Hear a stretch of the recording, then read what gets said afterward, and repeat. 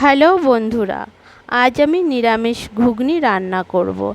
এর জন্য প্রথমে আমি 250 গ্রাম মটরশুঁটি আমি জল দিয়ে ভিজিয়ে রাখবো 5 ঘন্টার জন্য। 5 ঘন্টা পরে বন্ধুরা আমার মটরশুঁটিগুলো সুন্দর ভিজে গেছে। এরপরে আমি জলটাকে ফেলে দিয়ে একটা প্রেসার কুকারে মটরশুঁটি দেব আর জল দেব, মটরশুঁটিগুলো ডুবে থাকবে এরকম পরিমাণে। এরপরে আমি হাফ চামচ লবণ, হাফ চামচ চিনি, হাফ চামচ হলুদ, 1 চামচ গরম মশলা, 2টো তেজপাতা দিয়ে আমি 5টা সিটি দিয়ে মটরশুঁটিগুলো নামিয়ে নেব।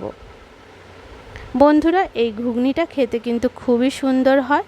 দেখুন আমার মটরশুঁটিগুলো সেদ্ধ হয়ে গেছে সুন্দর। এরপরে আমি 4টে মাঝারি সাইজের আলু ছোট ছোট করে কেটে নিয়েছি 1.5 চামচ ধনে গুঁড়ো, 1.5 চামচ জিরে গুঁড়ো, 1.5 চামচ আদা বাটা, 2টো মাঝারি সাইজের টমেটো আর 2টো শুকনো লঙ্কা। এরপরে আমি 2 চামচ সর্ষে তেল দিয়েছি, তাতে জিরে আর 2টো শুকনো লঙ্কা ফোড়ন দিয়ে তাতে টমেটোগুলো দিয়ে দেব। আর সাথে যে আলুটা আমি কেটেছিলাম সেই আলুটাও আমি দিয়ে টমেটো আর আলু আমি ভেজে নেব। এর মধ্যে আমি দেব পরিমাণ মতন লবণ আর হলুদ। লবণ হলুদ আমি প্রথমেই খুব বেশি দেব না, কারণ যেহেতু আমি মটরশুঁটি সেদ্ধ করার সময় তাতে লবণ আর হলুদ দিয়েছিলাম, তাই খুব সামান্য পরিমাণেই লবণ হলুদ দেব। বন্ধুরা, নামানোর আগে আমি একটু লবণটাকে চেক করে নিয়ে লবণ লাগলে দেব, আর নয়তো দেব না।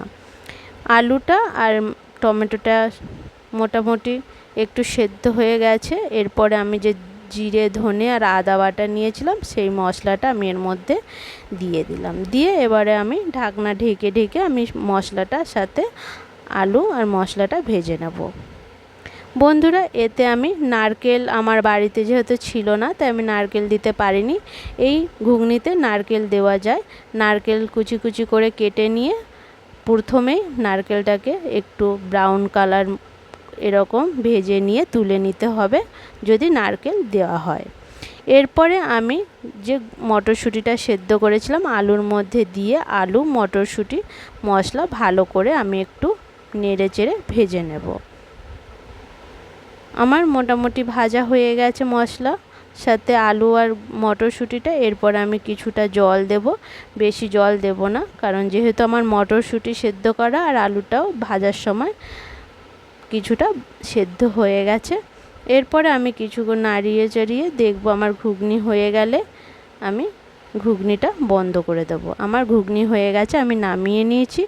এবার নারকেলটা দিলে ঘুগনি নামানোর আগে নারকেলটা দিয়ে একটু ফুটিয়ে নিয়ে ঘুগনি নামিয়ে নিতে হবে।